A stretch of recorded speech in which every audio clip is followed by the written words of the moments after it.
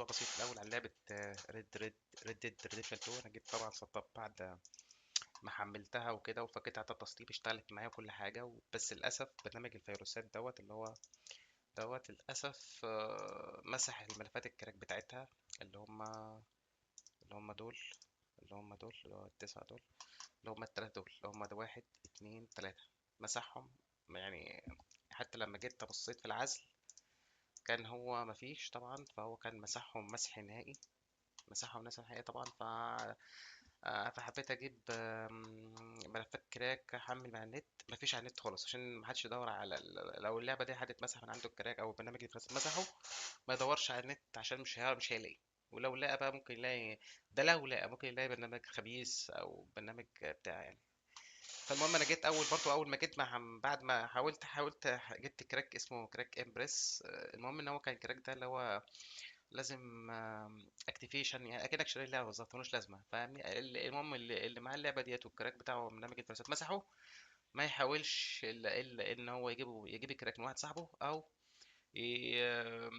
يا اما يعني ايه يمسحها ويسطبها من الاول. بس والله العظيم مسحتها ونزلتها من جديد خالص، تمام، واشتغلت معايا وكل حاجه.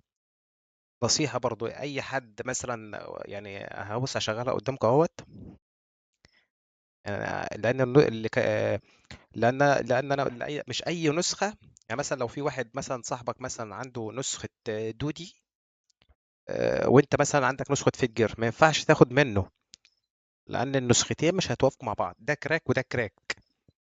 عشان أنا جربت عندي، آم، أنا جربت عندي تقريبا، كان عندي مش عارف نسخة دودي وجبت نسخة كراك مش عارف بقى كان يعني أي كراك كده. المهم واحد بعتولي، والله ما اشتغلت عندي. ويعني المهم لو انت هتيجي مثلا تشغل اللعبه ديت مثلا هتيجي تسطبها مثلا، اقفل الانتي فيروس او اي برنامج فيروسات عندك، اقفله عشان ما يمسح مش يمسح لك اسمه ده الكراك. اقفل اي برنامج انتي فيروس عندك عشان ما يمسحلكش الكراك. لو مسحه الحقه بسرعه، ما تحاولش تسيبه كتير في برنامج الفيروسات عشان ما يعملوش مسح نهائي. يعني هو مثلا اول ما يعني برنامج الفيروسات لما بيلاقي الكراك ده بياخده بيعزله بحوالي ممكن لمده يوم حسب ما البرنامج يكون مديله اهو بسرعه. لكن لو ما لحقتوش بقى طبعا هو مسحه مسح نهائي، هتضطر تحمل اللعبه من تاني، لانه اقسم بالله العظيم ما له كراك نهائي. وكراكه مشكله نهائي جدا، يعني ممكن اي لعبه ممكن تلاقي كراك الا اللعبه دي. هي اشتغلت كل حاجه يا جماعه، ممكن ابدا عادي مش كل حاجه الستوري. بس انا خلاص كده، ده خلاص كده خلصت. مع السلامه يا رجاله.